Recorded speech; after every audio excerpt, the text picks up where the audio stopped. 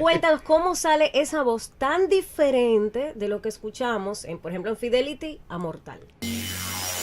Comparte y opina en toda la programación de Fidelity. Versátil, como tú. Estoy trabajando con el grupo Telemicro.